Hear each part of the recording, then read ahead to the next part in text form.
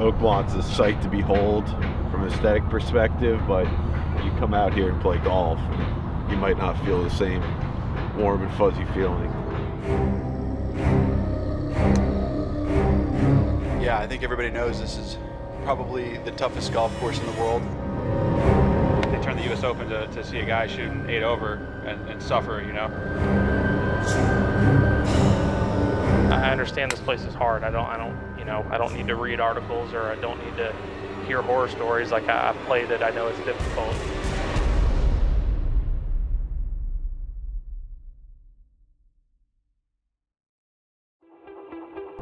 So if you look at this, there's a lot more variation in the crowns of those pews now. We've had those roped off all spring to keep all foot traffic off them, to make sure that they're in absolute peak aesthetic form going into the championship.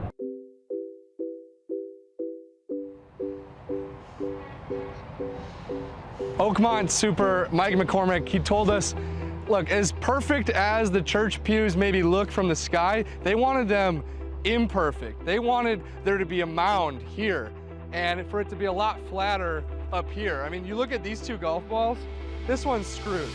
We're probably 180 yards out.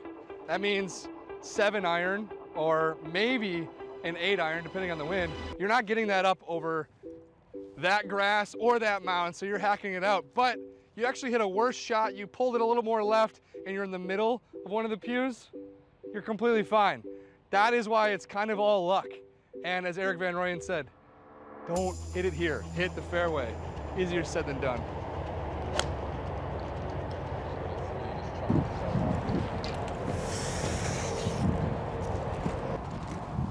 Man, it's, well, the answer that Eric Van Rooyen gave us was don't hit it here, which is kind of the universal truth at US Opens. If you get into crappy spots, you shouldn't be there to begin with. But this is the iconic church pew bunker that you try to avoid. And when you hit it in here, it's kind of all luck. Like, he actually had a pretty decent lie, but got a little worried about it.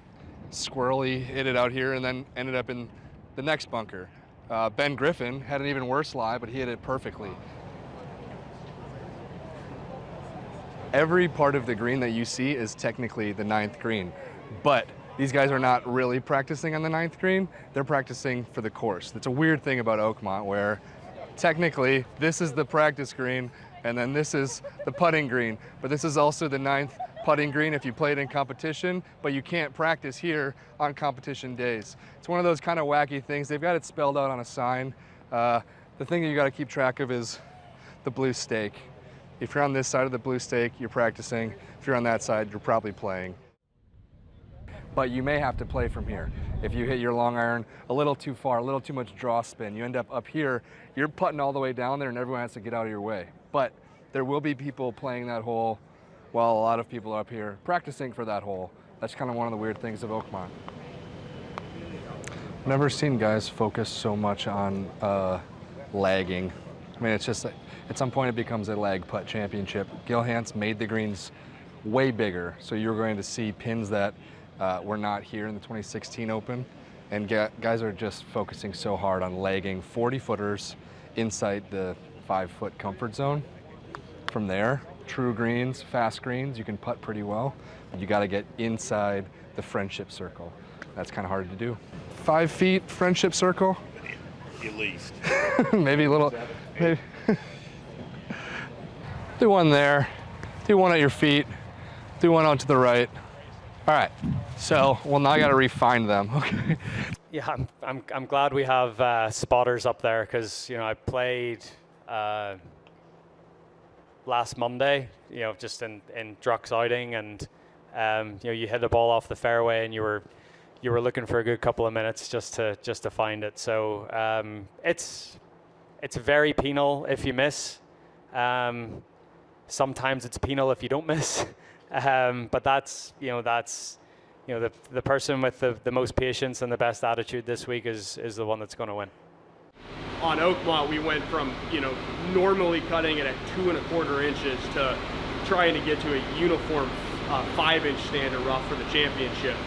There's a lot that goes into it. You have to slowly increase your height of cut. Because if you just, you know, let 2¼ inch rough just grow to 5 inches, you're going to have no structure of that plant. It's going to lay over and you're going to have fly lies, and it's really not going to be penal. At the end of the day, you want the ball to sit down in there. That's the real challenge. Basically where Oakmont is right now is where Mike McCormick was trying to get this place to. Is we've got a ball that is sliding down a 5-inch piece of grass, a blade of grass with actual structure. This ball is just above the soil, but it is what, 3 inches or 4 inches below the crown of the grass? This is the worst type of lie that any golfer in the world can face, because if you're trying to strike it, you're touching the blades of grass up here, you're leaning everything down, suddenly you've got like 4 inches of rough that's in your way, and whatever is on the the exit velocity of this golf ball, it's just not going to go anywhere. This is going to turn your club, and your ball's going to go left of the green, and that's going to have, you're going to have guys basically like aiming out to the right, opening up the face. No pro golfer wants to deal with this because they just have no clue where it's going. What's the one thing that makes this place hard? I don't know if there's one thing.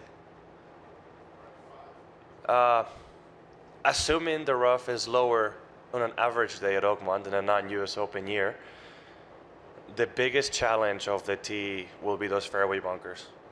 They're usually very penal, right? They're very often just deep enough to where you don't have a chance to get to the green due to the length. If the church pews scare you off, of course, on the other side of like the 4th fairway are bunkers like these, which are your classic Oakmont bunker. JT was talking about them yesterday. He says there's not very much of a sand face, so the ball doesn't roll up and come back down. The ball rolls up to the base, essentially, of what is a grassy face, kind of more reminiscent of pot bunkers that you see in the UK, such that if your ball ends up here, you're really not off the fairway by that much, but you have to go 30 degrees left just back into the fairway. There's no really advancing. I heard a rumor yesterday that Max Grazerman played solid, but any shot that missed the fairway, you could not advance it to the green. Either you're playing from the rough and you can't advance it, you're playing from the bunkers, you can't advance it. They might need to nickname this place Cannot Advance It Country Club, because that'll be the state of this tournament.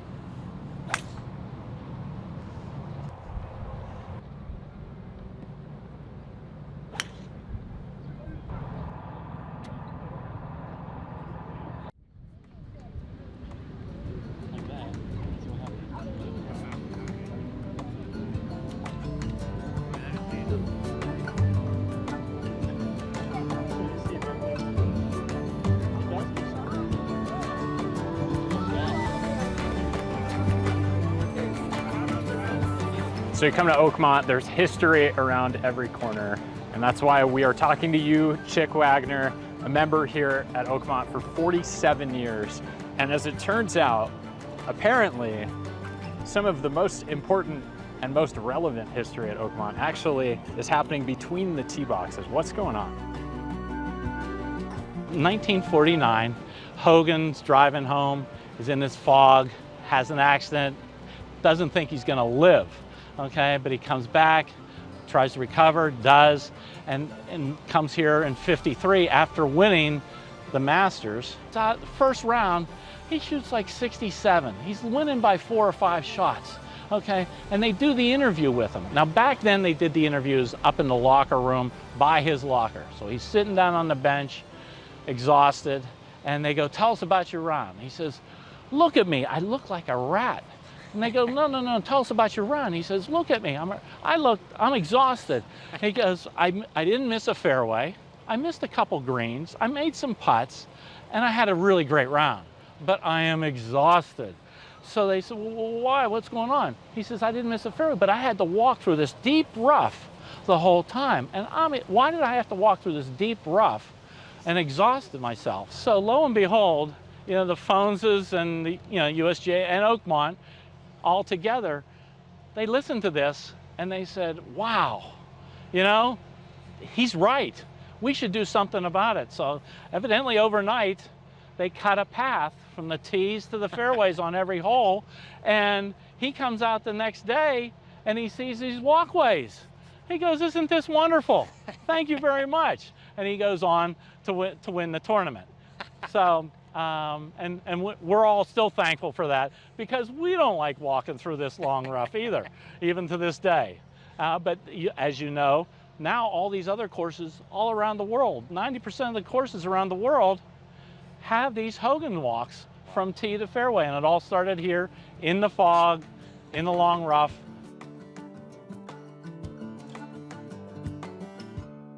This week at a major, Tuesdays are a big day. It's the busiest day probably on any tour truck all year. A lot of things happening. We're going to hit a couple of these trucks today with some very unique items that I think are going to be important this week. One is turf interaction, and one is finding a utility iron or a utility club to fit the bag. There's some unique things happening on the Ping truck and some cool stuff happening with Strixon. So let's get on these trucks and find out what the hell is happening for Oakmont this week. This golf course is a beast. Let's get into it. You're doing a ton of 9-woods. Yes. Out here, so 9-woods. And what I like about what's the lofted fairways that you guys are doing is they're all really high spin, like they're all the max platform. Correct. So, who's kind of looking at these? Like particularly, what players are kind of looking at a 9-wood this week? Yeah. So Mackenzie Hughes was one of the guys that requested it. Okay. Plays a 7-wood already, and that's auto. It's always in the bag. Right. So he's saying it's great out of the rough, but why not get more advantage out of Sure. it, right? The rough is so thick, the blades are so strong that guys are really struggling to even fight out a 7-wood. Okay. So more lofted 9-wood, it's only going to help you on shots out of the fairway, right? Because you're producing more height, you're getting a better landing angle. So it actually becomes a utility club everywhere, out of the rough.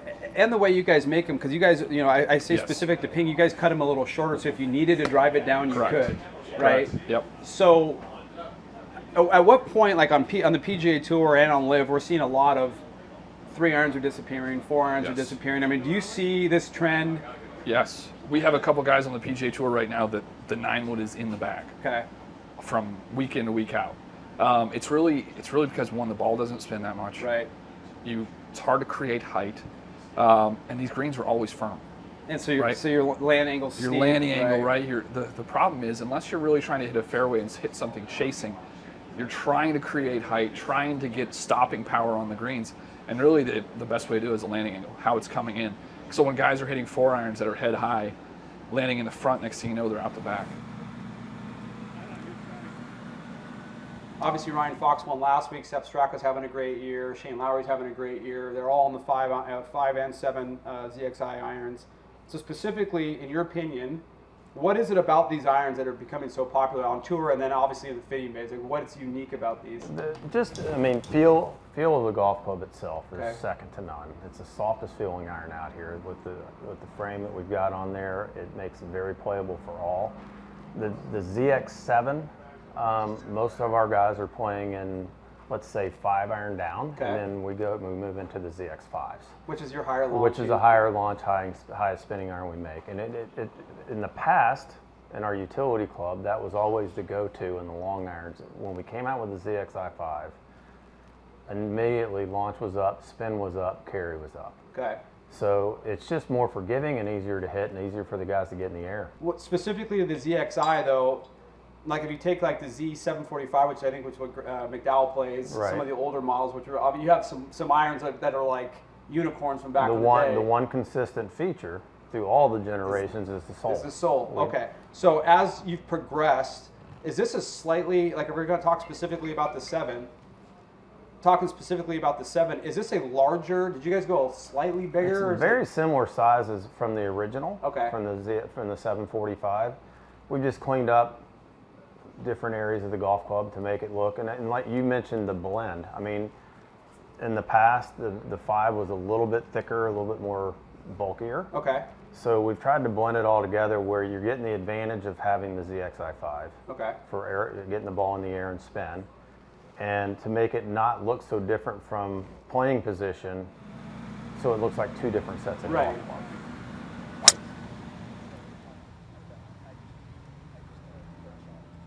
Pat, you just pulled driver. It's the 17th hole. Is there any question to the club choice off the tee?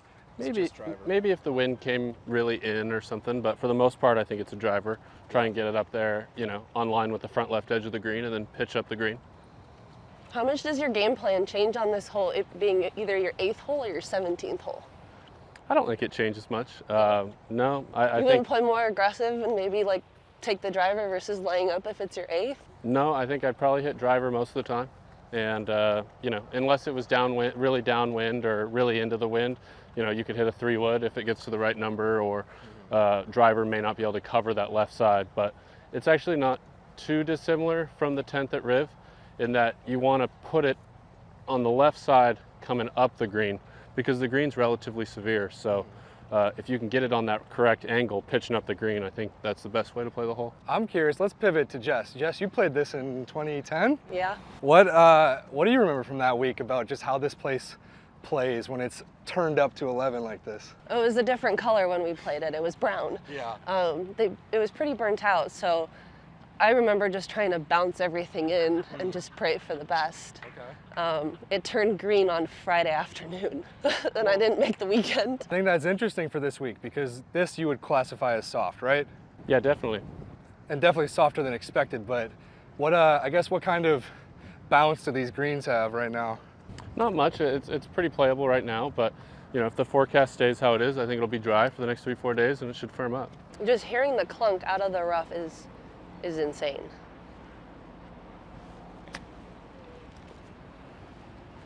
Is it really wet underneath? It's not so bad. Grabby or no? No, but you can tell it's been a good What are growing the changes season. like on the course? Because everyone said that they made them bigger. Can you tell like a really big difference? I only played it maybe once before. Okay. So hard to say exactly, but it's definitely, the greens are definitely bigger and it's longer than the first time I played it. Pat, do you think that they can make the greens a little bit faster than they are now? I'm sure they will. Yeah, they usually do. So not much speed work throughout Monday? the week. Just trying to get, you know, comfortable with the slopes on the greens. Play a lot more break here than most weeks.